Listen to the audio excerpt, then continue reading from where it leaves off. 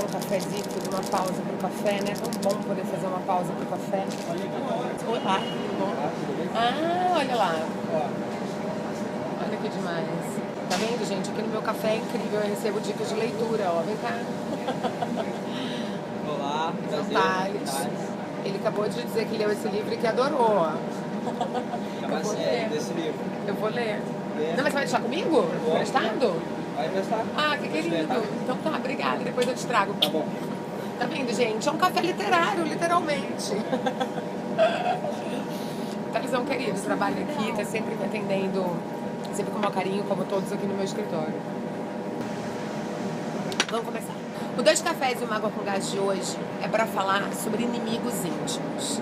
O que eu costumo chamar de inimigos íntimos? Inimigos íntimos são aquelas pessoas que a gente escolheu partilhar a vida, partilhar nossas alegrias, nossas dores, nossas confidências, nossas conquistas, nossas derrotas, e seja, né, num campo amoroso, afetivo ou numa amizade, e que num dado momento, por conta de uma fragilidade pessoal, por conta de uma frustração, de uma raiva qualquer, resolve pegar uma fragilidade sua, que sabe que é uma fragilidade sua, e para usar isso contra você. Eu acho isso uma coisa triste, deselegante e cruel. Quando eu estava me preparando, né, para vir aqui fazer essa pausa para o café, para conversar com vocês, eu fiquei pensando qual palavra eu daria. Eu tenho essa coisa de gostar de dar uma palavra, né, mas qual palavra eu daria para essa característica, né, esse comportamento. E de todas elas, a que mais me pareceu adequada foi crueldade, né? Porque o que acontece? Quando você faz uma coisa sabendo que aquilo vai machucar o outro, né? Aquela coisa com intenção de matar, isso é crueldade, assim, não foi um acidente, foi uma coisa assim pensada. Você sabia que ao dizer isso para aquela pessoa, você estaria tocando num ponto de fragilidade dela. E aí, assim, fica difícil, né? Cara, tem uma luz de polícia piscando aqui, vai ser foda. Tô aqui, né, clubber. Just as the river of the night. Olha os clubbers. A luz dos clubbers. Será que esse carro de polícia podia um pouco mais pra lá? Estão vendo? Tá piscando vermelhinho, ó. Tá difícil hoje. Hoje tá difícil. Tem a luz dos clubbers, tem os caras falando na mesa do lado, mas gravar ao ar livre no escritório, no café, é assim, né, gente? Então, meu povo, a gente já tá vivendo num mundo tão tumultuado, de tanta correria, de tanto desencontro, que se nem nos nossos amigos a gente encontrar o conforto de poder confidenciar as nossas dores, com medo de que isso depois vire munição, então, sei lá, não vale mais a pena nada, né? É o que eu fico pensando, porque isso tem acontecido tanto e com tanta gente. Nas relações amorosas isso acontece demais. Eu acho de uma tristeza sem fim, porque se você escolheu estar com aquele ser humano, se você ama aquele ser humano, o mínimo é você respeitar a fragilidade desse ser humano e não tentar ficar minando ele, porque você não consegue resolver uma questão, porque você está frustrado, porque você está com raiva, né? Por exemplo, eu tenho uma amiga que entrou aí, né, na casa dos 40 anos e tá com muitos questionamentos, essa coisa meio que, né, a crise dos 40. E ela, em alguns momentos, confidenciou isso, né, pro namorado, teve algumas conversas, enfim, é, né, o parceiro de vida dela. E aí o que acontece? Toda vez que eles discutem, seja porque, sei lá, você esqueceu a janela de casa aberta e aí choveu e molhou e eu falei pra você fechar a janela, sabe? Tipo, sempre a discussão termina com você tá velha, você é velha, você devia prestar atenção na sua vida, fazer alguma coisa com a sua vida, porque você está velha. Então, assim, ele sabendo que isso naquele momento é uma questão pungente para ela, é uma questão de dor para ela, por que usar isso como munição? Para mim isso é crueldade. Todos nós temos as nossas dores. Eu acho que a gente tem que ter mais compaixão com a dor do outro, com o problema do outro e não ficar usando isso como munição numa discussão somente porque a gente ficou contrariado, somente porque a gente está com raiva. Eu acho que, sobretudo, é deselegante também. Você ter carinho com o outro, com a dor do outro, você ter empatia pela dor do outro, eu acho que faz com que você também receba isso de volta das outras pessoas e faz com que você crie um ambiente mais humano, acolhedor para todos nós, porque a vida já é tão cheia de percalços e de problemas e se a gente não puder ter esse aconchego nas relações que a gente escolheu ter, nas amizades que a gente escolheu ter, nas relações amorosas que a gente escolheu ter, então é porque realmente estamos todos muito adoecidos. E se a gente não consegue prestar, né, um olhar de carinho para com o outro, a gente também não vai receber isso de volta. Pelo menos eu penso assim.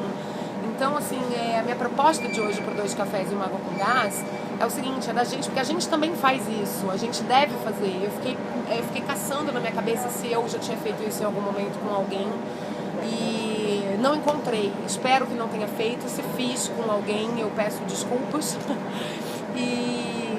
Porque não me dei conta se fiz, que fiz. Agora, eu acho que é um exercício nosso da gente, de fato, aprender a lidar com a nossa frustração, com a nossa raiva, com o fato, né, de sermos contrariados e de olharmos o outro que pensa diferente da gente, que tem atitudes diferentes da gente, que tem necessidades diferentes das nossas, com mais mesmo amabilidade, sabe?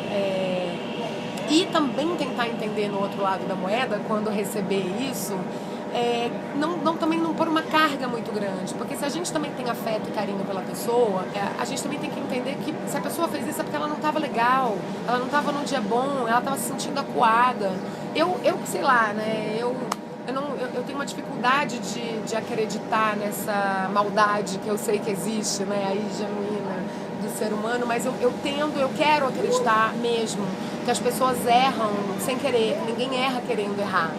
Então, assim, eu acho mesmo que uma pessoa, quando age como um inimigo íntimo, é porque ela está com algum problema, é porque ela está se sentindo acuada por alguma coisa, é porque ela não está bem. Então, assim, claro, você não precisa dar um abraço nesse inimigo íntimo que jogou uma pedra na tua cabeça, né? Assim, mas você também não precisa alimentar um sentimento de raiva, um sentimento de, sei lá, ruim, ou comprar esse discurso de modo a ficar lambendo, né, as próprias feridas ali. Não, entender isso como um reflexo de fragilidade mesmo. E não comprar esse discurso quando esse tipo de bomba for jogada. Entender que se o outro está fazendo isso, por exemplo, se o outro está, né, te tratando como uma pessoa medíocre, menor, é porque talvez ele esteja se sentindo assim, né? Eu acho que quando a gente consegue fazer esse exercício de se colocar também um pouco no lugar do outro, a gente fica mais apto a lidar com as nossas questões, a gente não fica comprando qualquer discurso, a gente não fica comprando qualquer barulho, a gente não deixa que aquela coisa, o post-it do outro grude na gente, né? E aí quando eu pensei que esse poderia ser um assunto aqui para essa pausa, né, para esse café com vocês, eu fiquei matutando qual livro poderia ilustrar um pouco essa questão das amizades, dos inimigos íntimos, e matutei, e cheguei nesse livro aqui, ó, que é A Festa da Insignificância, do Milan Kundera. Não é o meu livro predileto dele, ainda gosto mais de A Insustentável Leveza do Ser e Amores Risíveis, ou Risíveis Amores, eu sempre troco o nome desse livro, mas é um dos que mais gosto, embora nunca saiba se é Amores Risíveis ou Risíveis Amores. E eu me lembro que quando eu li esse livro, eu fiquei meio com uma sensação de que o livro era meio que uma falcatrua, como se o autor tivesse feito aquela coisa. Ele pegou vários textos que né, não tinha muito a ver um com o outro, criou uma espinha dorsal para ter um romance, né? Isso, na verdade, está sendo bastante feito hoje em dia, inclusive, né, na literatura. Eu talvez seja uma vítima disso, então é bom não ficar falando muito, mas enfim, em termos de, né, vamos botar de narrativa, não é lá, né, um grande livro, um dos melhores livros do Kundera, mas ele é um livro que vale bastante a pena ler. E aí, por que eu trouxe esse livro? Porque A Festa da Insignificância, ele vai narrando aí um reencontro aí de 4 amigos que já estão, né, na terceira idade, já estão ali numa idade madura. E desses encontros, diversos tipos de questões ali vão surgindo. E eu acho que é um livro que, sobretudo, fala muito sobre vaidade, sobre narcisismo, sobre como a nossa necessidade de ser melhor que o outro como a nossa necessidade de nos sentirmos, né, especiais, significantes, acaba minando algumas relações ou tornando essas relações extremamente superficiais. E aí eu fiz uma resenha desse livro, eu vou deixar o link aqui embaixo para quem quiser ler depois a resenha, e para não ficar também me alongando muito aqui. E eu não sei, pelo menos eu pretendo, assim, ficar velhinha com amigas do peito, daquelas que vão ao bingo comigo e que a gente vai escovar a dentadura junto e dar risada, entendeu? E assim, continuar confidenciando as maiores barbaridades uma para outra. Felizmente, eu tenho amigas muito queridas, aliás, deixo um beijo meu aqui para todas elas. E eu acho, como tudo na vida... Opa, tá passando um carrinho barulhento aqui de criança. Eu acho que tudo na vida depende de cuidado, de empenho, de aquela velha história de regar a plantinha, né? Nas amizades a gente também tem que regar a plantinha.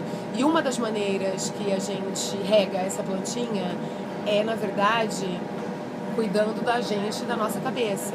Porque é muito fácil projetar num amigo questões que são nossas, é muito fácil,